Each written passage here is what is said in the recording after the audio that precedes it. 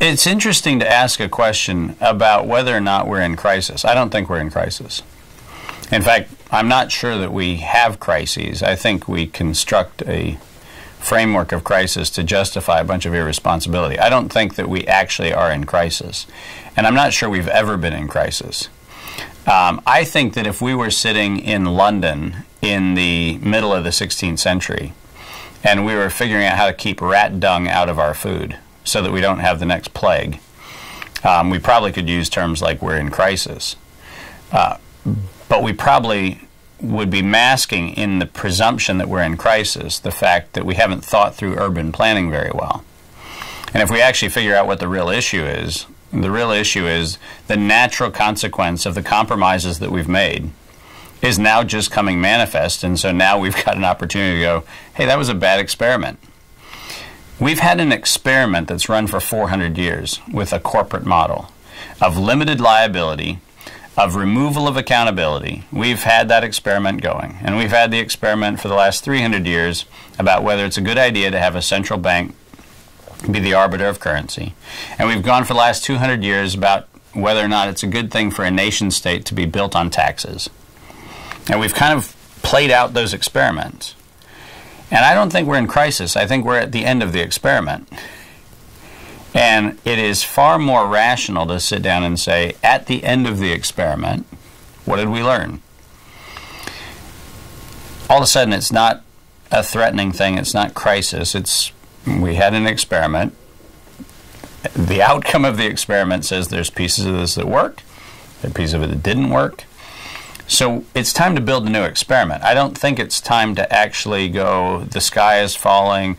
I don't subscribe to the theory that says we're almost to the edge of an apocalypse.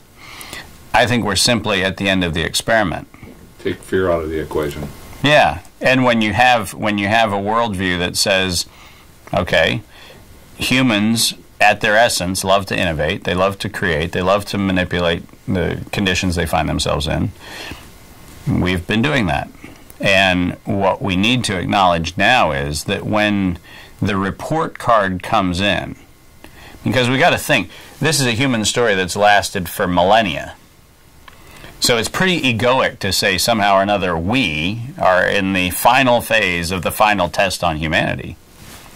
I don't think that when Prometheus stole fire and brought it down, I don't think he did anything to say we weren't going to have, salads anymore because now it's going to cook everything. I mean, because we still have salads. Nothing wrong with salads, and just because you cook meat doesn't mean that there was something wrong with eating grain. It means that now we cook meat. That's fine. There's nothing really profound about that. It's one experiment came to an end, and then we start the next experiment, and the next experiment runs its course, and it comes to an end.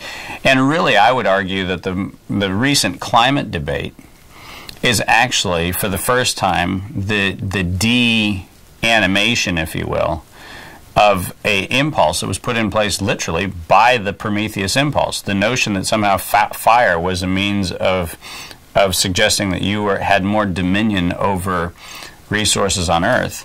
We're now coming to the end going, the whole carbon dioxide thing made the whole Prometheus thing a little problematic. So the fact that we burn oil, and that's how we propel ourselves, and we burn oil because that's how we cook our food, and that's how we make our plastics, how we power our cities, and we do all those things.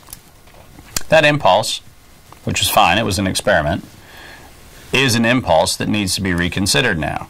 And so in many respects, I think maybe what we're really seeing is the opportunity to liberate ourselves from the idolatry of Prometheus and do something else.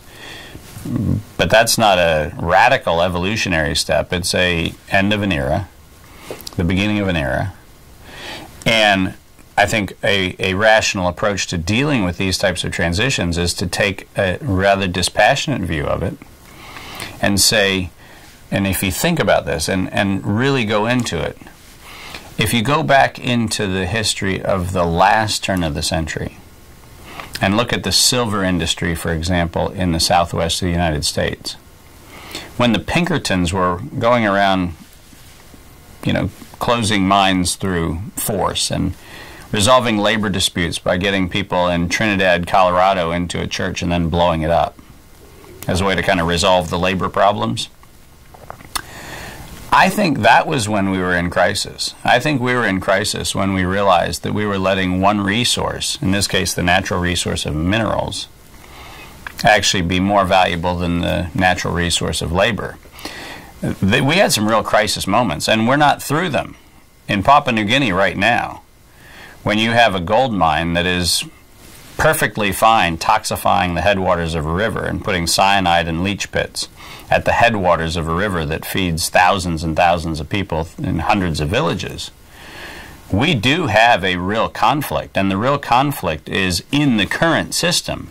It's not the end of the system. The end of the system isn't where the conflict is. The conflict is when we allow the moral compromises that we've allowed in the current experiment to go unchecked. So when it's okay to take gold out of the ground, but don't worry about the fact that you're polluting the river. When it's okay to have little miners up in the highlands of Peru sitting there burning lead and breathing in lead and killing themselves and killing their families because gold is at, at $1,100 an ounce, that's where we've had the crisis. I look at the transition that we're coming up on as a human race and kind of go, thank God we're out of the crisis. Because the crisis actually has been going on. When you have millions of people in Africa who can't get AIDS drugs because Merck wants to maintain its profits, that's a moral crisis. That's a genocide.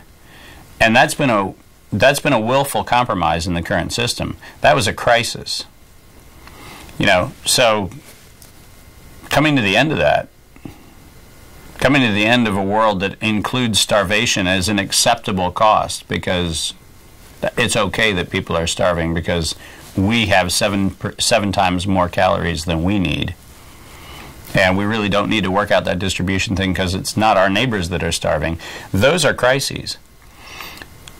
The opportunity to end that experiment sounds to me like a great opportunity, because this experiment really sucks.